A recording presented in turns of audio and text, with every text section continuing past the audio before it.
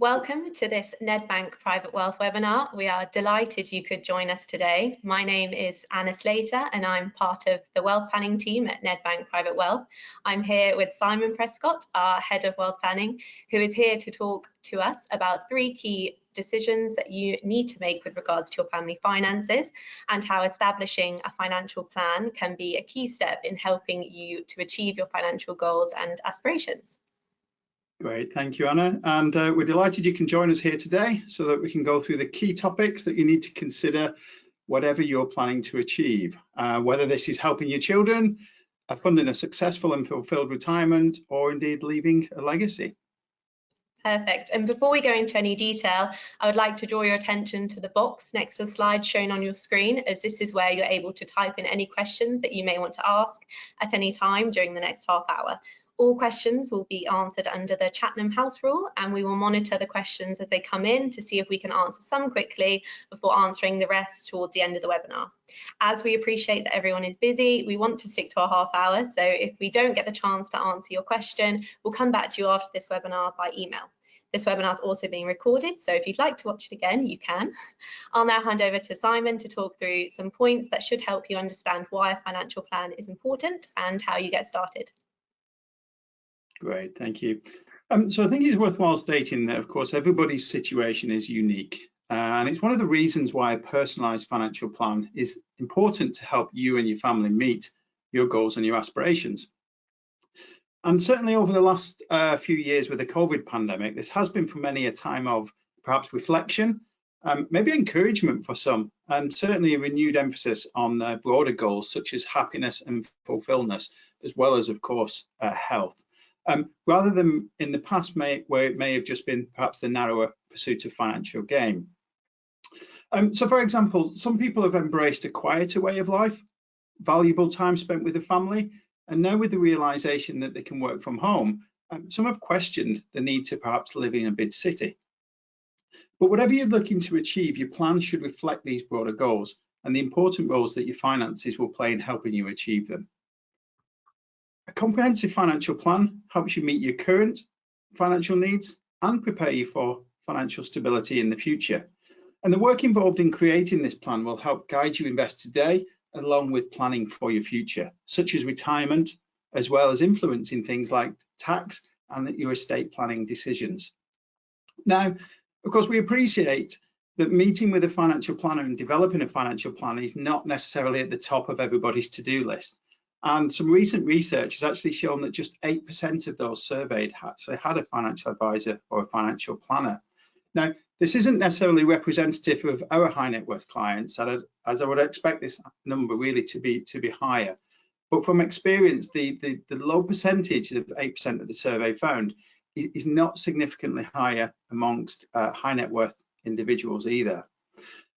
And this percentage is disappointingly low because we actually know that people with a financial plan meet their goals and people without a financial plan often don't. But we do appreciate there are a number of reasons why people may struggle to get started. And one of the perhaps main problems is where can they access good quality and impartial advice? And indeed, this is one of the key drivers for us with the expansion of our wealth planning services within Nedbank Private Wealth in the last few years. So today we're going to set out a path through 3 key decisions, in fact, to help you on this journey towards developing a bespoke financial plan. So we'll explain firstly why it's important to have a comprehensive and bespoke financial plan in place, how it's going to help you achieve your financial goals. Secondly, we'll then explain what discussions you should be having with your family to ensure that the plan will meet your objectives. And we'll go into what are the key documentations you should draw up or check that are still meeting your requirements. And then finally, we'll highlight some of the tax efficient ways you can invest using various structures or wrappers, and we'll use the UK as an example. So although I've not worked in financial services for that long, the benefits I see clients accessing through financial planning advice are compelling, and the wealth planning review sessions really help clients to understand the various levers that can be accessed beyond investment management alone and how they impact clients' finances, typically enabling them to achieve more than initially appreciated. The discussions also prompt a number of questions about should they expect to achieve in the long term, what major financial decisions may need to be taken at key points in their lives, and the long-term consequences of not getting the advice, largely as a result of people not making the time to get the advice because so much else is going on at the same time. Yeah, and that's a good reason why a plan is important. I mean, the conversations we've had, Anna, about our clients will generally align with all of the families and most of the families.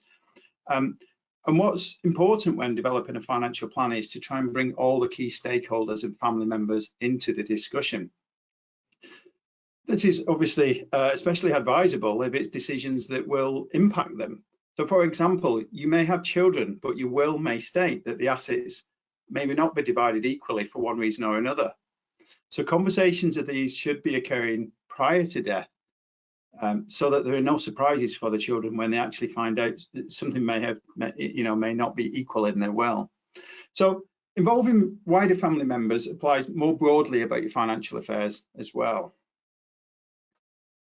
Yeah, I mean, it's a tricky discussion sometimes, Simon. The Financial Times highlighted that money remains a difficult topic, and according to their article, it was more of a taboo topic than religion, sex, or politics. So over half of those surveys, I think, wouldn't even start an everyday conversation about money. So I think that really highlights how difficult it can be for clients. Yeah, definitely. It's a very, very difficult topic for many to address. I mean, we talked there about the will. Maybe another example, maybe where there's a second family involved. So their finances are linked with the expectation of the first family from a previous marriage. So it does make these conversations really important one to bring in all the family members and key stakeholders here. But pretty much everybody has circumstances that are unique to them and that are often sensitive, because money, after all, is very, very emotional. And involving a third party, such as a wealth planner, can make these conversations much easier for you. Now, in my experience over the years, unfortunately, what we find is clients often delay having conversations like these until after a tragic life event, such as death of a loved one, or sometimes a diagnosis of a serious illness, which we know having these conversations at that stage is far, far too late. So certainly a key message from today is that it's never too early to start planning and never too early to perhaps start having these conversations. But all of these discussions help in setting out a realistic plan for you. And this is often why we find ourselves helping guide conversations with clients. And we appreciate how difficult it can be sometimes to define life and financial goals. You know, given that sometimes some of these financial goals might be many, many years in advance of the conversation. But certainly with our wealth of experience, we can help you navigate through this process and then importantly, create, build and develop your plan to help achieve these goals. So once these discussions are underway and a plan is being developed, what would typically happen next? Yeah, so I think the first stage is, and we spend quite a lot of time on this, we spend a lot of time with our clients listening to them, getting to really understand them and their needs and their circumstances. So we gather information on their existing finances, family circumstances, business interests, as well as helping them really define their key goals, objectives and aspirations. Then with the help of our financial planning software, we'll create a bespoke plan for them, which we'll present back to them to validate the information and agree on the planning steps required, and importantly, over what time frame as well. Because many of these, as I said, a time frame can last a long, long period. So a financial plan what can it involve? It can involve a review of existing insurances, such as life assurance or critical illness or income protection plans, as it's important to consider the financial impact on your loved ones should a devastating event occur, such as a premature death. So an example of that may be that many people are unaware that upon death, probate won't be granted until inheritance tax has been paid. So this can mean that the proceeds of a deceased person's estate cannot be distributed to the family members until the inheritance tax payment is made. So commonly what we can find is there may be insufficient liquidity in the estate if the main value is tied up in property. So what could we do about that? I mean, certain little quick options could be a life assurance policy written under trust. This can provide a very simple and effective solution to providing required liquidity and would allow the estate to be distributed, for example, in this example, without further delay.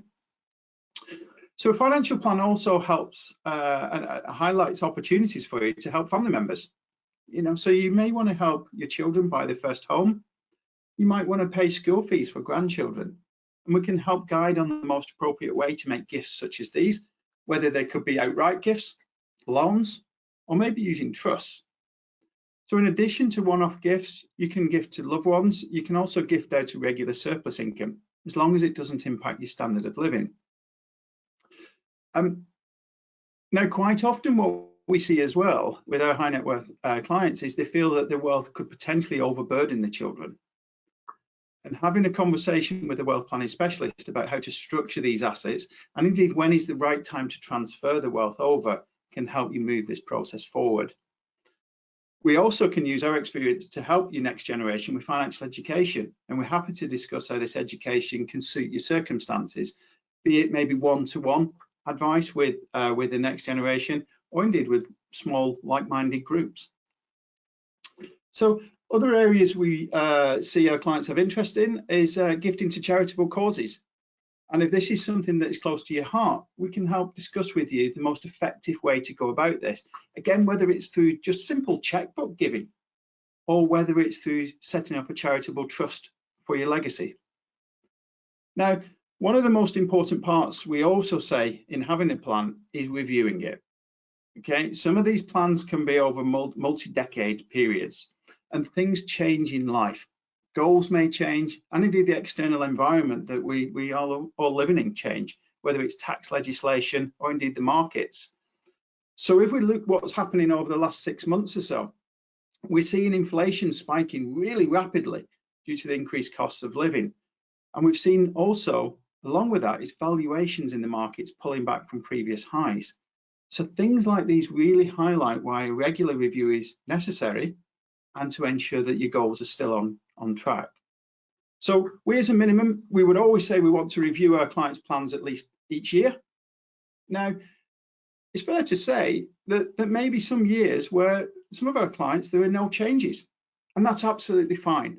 But it's just a continual check to ensure that your plans and your goals are indeed all on track to be met. Yeah, that's great. And how much or what does it cost to draw up a financial plan? Yeah, sure. So with ourselves, the initial discussion and drafting are complimentary to our clients. We then charge a modest annual fee for reviewing the plan, making the cash flow software available to you, and also providing ongoing advice and guidance. But it's useful to weigh up the financial benefits and savings that a plan can typically deliver for you, and which can often stem from making decisions that help you use things like all of your tax allowances, or helping to ensure that emotions are not unduly and negatively influencing financial decisions, and as well as helping streamline your finances. So for example, you may have collected a series of pension plans throughout your working life. It may be the case that we could look to aggregate those into one plan. And indeed this may occur is that it may create a lowering of fees for you. So it's tidying things up. It could be looking at using allowances, and it could be looking at maybe aggregating things to make life simpler and reducing fees. Yeah, I mean, that all makes sense to me. And certainly from my perspective, seeing financial plans develop for our clients has shown how much can be saved in fees and how utilising the tax allowances can actually enhance investment returns. So what would happen next in the process? Okay, yeah, so alongside the financial plan where we start to plot your future, we look at other documentation that may be very, very important that you may need drawing up, or indeed you may have already drawn up, and we want to ensure that they're still relevant for your circumstances. So there's a few here on screen, and if we start, for example, with a lasting power of attorney, or an LPA. So this is an extremely important document which lets you choose who should manage your financial affairs or make decisions on your behalf if you lose mental capacity. So there are two types of LPAs. One's for financial decisions, such as paying bills or managing investments on your behalf, and the other one's for healthcare decisions, so where you may live, what care you may receive. And without an LPA, your loved ones would be forced to apply to the Court of Protection for the ability to look after your affairs, which could take quite an amount of time to put into place if you're applying through the Court of Protection during what is usually a very, very stressful period. And we have an article of this on our website as well for anybody to have a look at. Other things would be a valid will. Lots of people know they should be making a will, but don't always get round to it. And it's never too early really to make a will either. Again, people don't know that perhaps if you die without a will, you're said to have died intestate, rather, which, you know, without a will, your wishes, even if they are known, they're actually irrelevant, because your estate would then be distributed strictly in line with the intestacy rules. So again, important to have a will just to ensure that your assets pass to exactly who you want them to pass to. So we then look at any estate planning or will structuring already in place. So we could look at trust. If you have a trust in place, we look at the deeds, whether it's still working correctly for you. We could check out your life insurance documents for you. We could look at your latest valuations for any valuable personal positions or anything like that that you own, to ensure that we can, you know, accurately calculate things like inheritance tax for you. And other important financial documents, such as where are your documents stored? You know, are they kept with one or two different solicitors? Should you be simplifying your affairs for you? Yeah. And I mean, wouldn't some of these be difficult to draw up too? For example, if your will needs to be updated, it needs to be witnessed by two people in the same room, or I guess remotely now.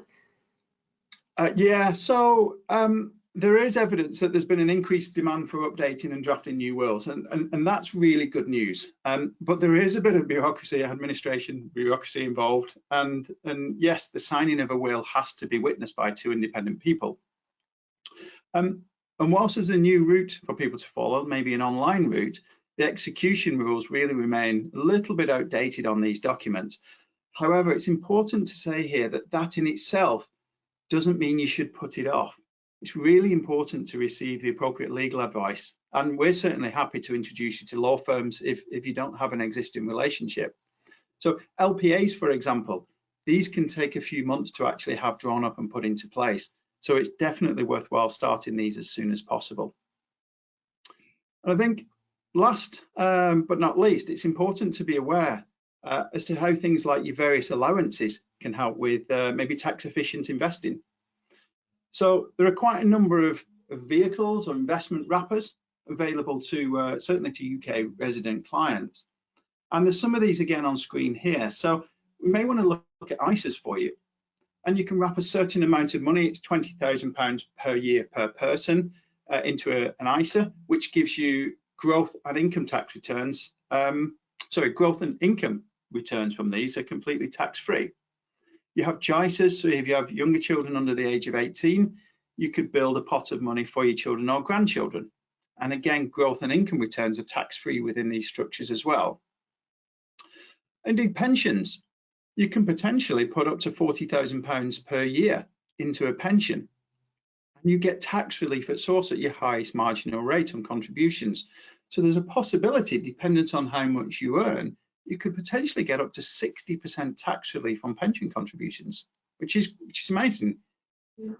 And there are also other options to structure your wealth as well. So there are things like offshore bonds, where income and gains on your investments, they could roll up within there, and you could benefit from deferring tax until a point in the future where you may pay a lower rate of income tax. Or indeed personal or family investment companies. Now, whilst these structures are more geared towards estate planning, however, they can be really tax beneficial within the company throughout your life as well. And these are very, very useful, as mentioned, for inheritance tax mitigation. And then there's support for things like general investment accounts or savings accounts. So if we look at a UK resident, you have capital gains tax allowance each year. There is a dividend allowance each year. There are savings allowances each year. All of these could mean you pay no tax on a proportion of your assets. Also, if you think about if you're living as a couple, simply working out whether it's better to invest in sole or joint names in order to best use your allowances, this can make quite a significant difference to the amount of tax you would actually pay. And indeed, you know, you may have various income streams such as business income, rental income, state pensions, and so forth. But we'll ensure through a financial plan and working with you, we'll ensure that you're making the most of all of your allowances. So let me just try and bring that slightly to life a little bit. So a good example, we mentioned before about we've seen a pullback in market valuation since the start of this year, which you may think, well, that's not great because I'm losing money at this point if you encashed. But a silver lining to this would be the lower valuations that you have now, it will have reduced your your capital gains tax payable, which may make it much more attractive time now to restructure that investment or gift to dependents or settle a trust or invest into other structures. So you pay a lesser capital gains tax now, and then you benefit from the growth in the future. So it's also a good time to reassess where perhaps you're investing your money. Are your investments sufficiently diversified across asset classes, geographies, sectors? So there's always something we can be looking at and helping you with in various times and various markets. Yeah, and I mean, we've used a lot of UK examples here, but are we able to help people who are not UK resident or UK domiciled? Oh, yeah, for sure. Yeah, so we've explained some of the details of the various allowances for UK residents, but these are only just examples for today.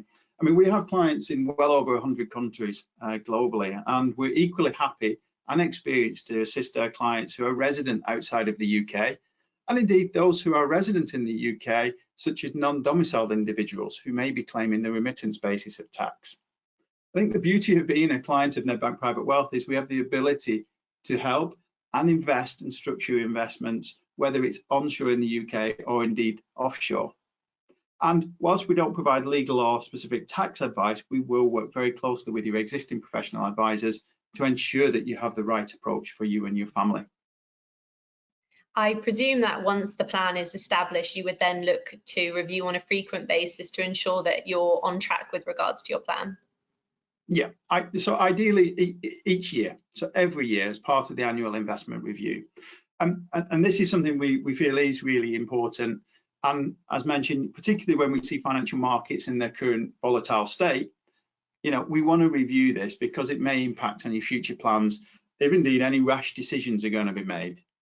So having a financial plan that is perhaps already stress tested against a period of negative markets, this allows you to always act in a measured and calm manner when these events occur. So indeed, a well-constructed financial plan allows you to benchmark your investment performance as well to your individual goals, rather than perhaps to a country index, which may actually have no relevance to your specific circumstance. And we call this investing for a purpose. And that's very different to perhaps investing just for investing's sake. So one thing we do know is that the only constant in life is change. And a plan constructed now may not be the same plan in 10 years' time. Life events occur, goals change, tax regimes change. So it's really important that your plan takes into consideration all of these changing circumstances. And throughout all of these changes, we'll be by your side, adjusting the plan to best meet the needs of you and your family.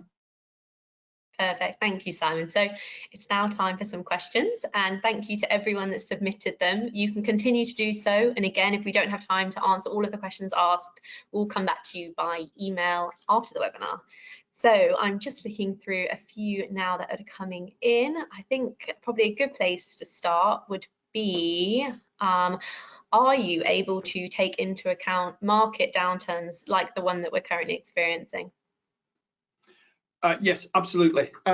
So in all of the cash flow plans that we run, there are assumptions in the plan that work upon expected growth rates over a certain period. And the plan assumes, for example, that these are straight line growth, but we know the markets don't always straight line growth. So we absolutely will stress test an environment where we see a period of negative market movements. And what we actually use there, we use the example of the global financial crisis back in 2007, 8, 9 to really stress test if that event occurred again, how does it impact on your financial future, your goals, your aspirations, and so forth. But yes, we've definitely got to stress test things like that. Otherwise, everything looks far too rosy. And we know that unfortunately the world is not rosy every single day of the year. So we just want to make sure that you know, we definitely stress test things like these. I think another good example on that question would be inflation. You know, we use a long-term inflationary figure currently of maybe 2.5%. Now, when we going through the periods at the moment where we're seeing in the news, it's like 9, 10, 11% at the moment. Is that 2.5% reflecting reality? Well, the clear answer to that is no, not at this moment. Will it revert back to that long-term 2.5%? Potentially, yes.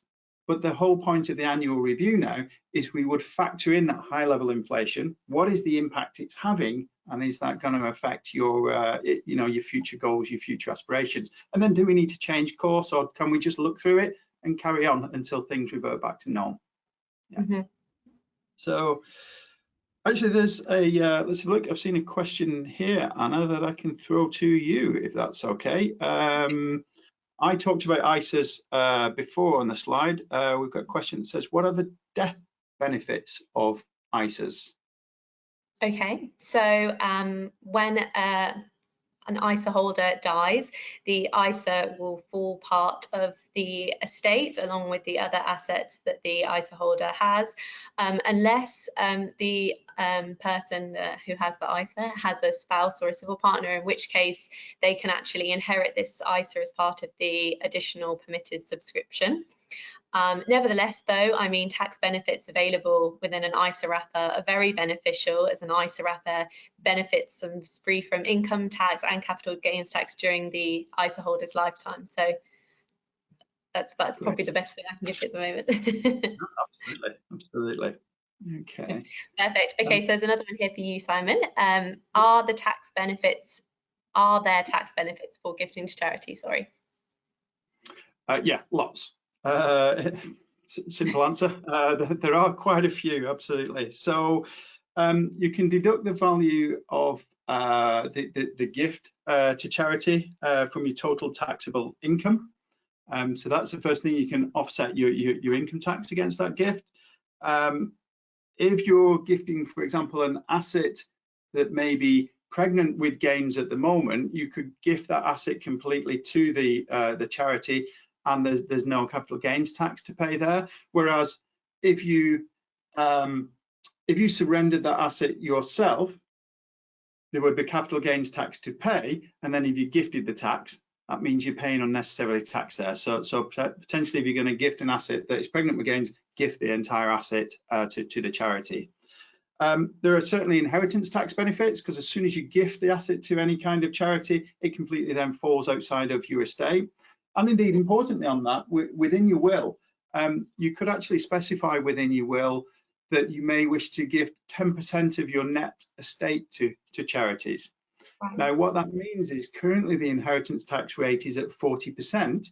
If you give 10% of your net estate to a charity upon death, the IHT rate changes from 40% down to 36%. So there's a saving there which helps your family and certainly does help charities. Yeah, definitely. Good. Okay, so just a final question which has come through, and I think it's a really good question, because I mean we get asked it all the time, but is there a thing, or could you argue that there was a thing as starting too early with a financial plan? I mean, surely there are a lot of variables that are just unknown when a time horizon is so long. Yeah. Gosh, I think I'm of the belief it's never too early to start a plan. But I do get that if you are younger and you've got 40, 50, 60 years ahead of you, there's a lot of variables and a lot of goals that could be within there. But I think where we would really work with you is then looking at what are the big goals and what are the important goals, and actually prioritizing these into order as well. Because often we can find that you may have, if you're younger, 5, 6 or 7 goals, but they may all not be met, and some may need to give on others. So we could help you prioritize which are the right goals for you. But it's definitely never too early to start. But again, that is the benefit of working with an experienced wealth planner, such as ourselves within Nedbank Private Wealth. So we can help you prioritize what's really important to you, your family, and for your financial future. Yeah, that's great. Thank you. All right. Good. So I think that's the end there. So thank you so much again for your time today, Simon, and thank you to everyone that's joined. You can always view our webinars at a later date on demand, as the web video, it will be published on our website. And any questions can be directed to your private banker or by emailing opportunity@nedbankprivatewealth.com. Thank you and goodbye.